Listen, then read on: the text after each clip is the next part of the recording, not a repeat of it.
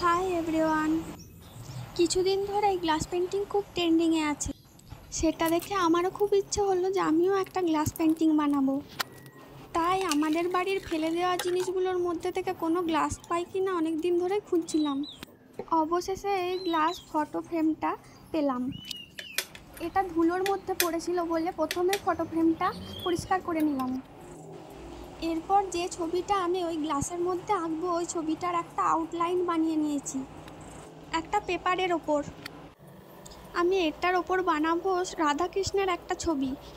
তো এই দেখো আমার রাধাকৃষ্ণের ছবির আউটলাইন কমপ্লিট হয়ে গেছে। এবার আমি এই সাইডের ফ্রেমটা কালার করে নিচ্ছি। প্রথমেই এই ফ্রেমটা কালার করার জন্য আমি প্রথমে একটা রেড কালার নিয়ে নিয়েছি। আমার কাছে গ্লাসের ওপরে পেন্টিং বানানোর জন্য কোনো আলাদা কালার নেই, তাই আমি এখানে ব্যবহার করেছি অ্যাক্রিলিক কালার। গ্লাস পেন্টিংয়ের জন্য আলাদা কালার পাওয়া যায়, তোমরা চাইলে ওই কালার ব্যবহার করেও এরকম ছবি বানাতে পারো। এবার গ্লাসের ফ্রন্ট সাইডে আমি ব্ল্যাক কালার দিয়ে আউটলাইনটা ড্র করে নিচ্ছি। কিভাবে গ্লাসের ওপর আউটলাইনটা ড্র করছি তোমরা দেখলে ঠিক বুঝতে পারবে। আমি গ্লাসের নিচে রেখেছি যে আউটলাইনটা কাগজের ওপর আমি ড্র করেছিলাম সেটা, আর তার ওপরে রেখেছি গ্লাসটা। গ্লাসের নিচে রাখা পেন্সিলের আউটলাইন দেখে দেখে গ্লাসের ওপরে আমি আউটলাইন ড্র করছি। প্রথমবার গ্লাস পেন্টিং ট্রাই করছি, তাই ভালো লাগলে অবশ্যই জানিও কমেন্টে কিন্তু। আর ভিডিওটা যদি তোমাদের ভালো লেগে থাকে তাহলে অবশ্যই চ্যানেলটা সাবস্ক্রাইব করে দিও। আর আউটলাইনটা ড্র করার সময় কিন্তু খুব সরু তুলি ব্যবহার করতে হবে। আউটলাইন মোটা হয়ে গেলে কিন্তু দেখতে মোটেই ভালো লাগবে না, আর ভেতরের কালারগুলোও ঠিকমতো বাইরে থেকে দেখা যাবে না। তোমরা পরপর দেখতে থাকো, আমি একে একে হাত, পা, ধুতি সমস্ত আউটলাইন ড্র করে নিচ্ছি। গয়নার আউটলাইনটাও ড্র করে নিচ্ছি।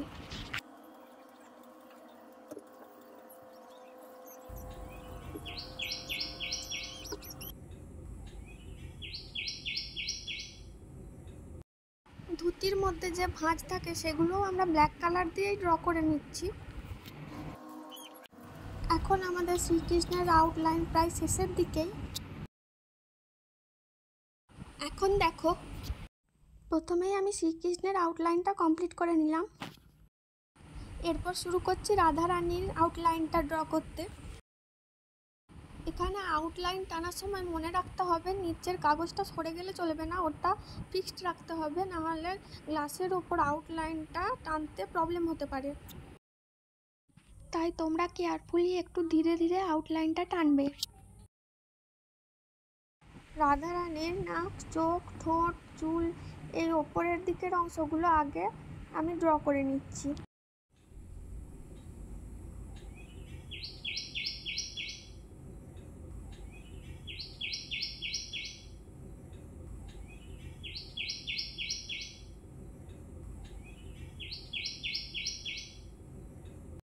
ব্যাকগ্রাউন্ডে যে পাখির আওয়াজটা শুনতে পেলে এতক্ষণ, ওই পাখিটা আমাদের জানালায় আসে আর রোজ এরকম ডাকে।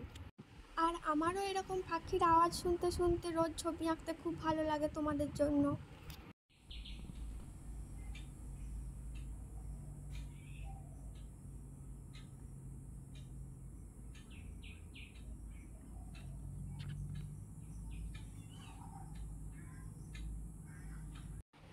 এবার রাধারানীর নিচের দিকের অংশগুলোর আউটলাইন টানতে শুরু করেছি।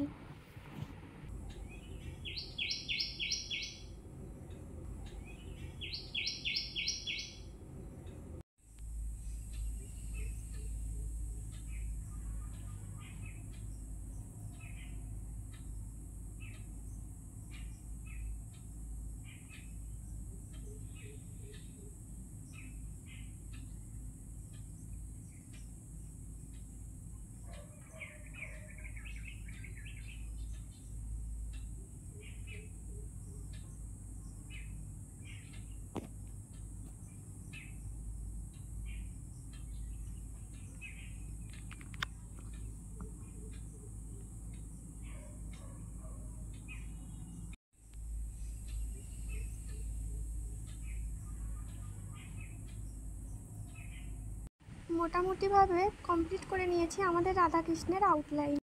শ্রীকৃষ্ণের পেছনের দিকটা খুবই ফাঁকা ফাঁকা লাগছিল, তাই একটু নিজের মতো করে এঁকে নিলাম। পুরো ছবিটার মধ্যে আরও যে যে অংশগুলো ফাঁকা ফাঁকা লাগছিল সেখানে কিছু জিনিস অ্যাড করলাম।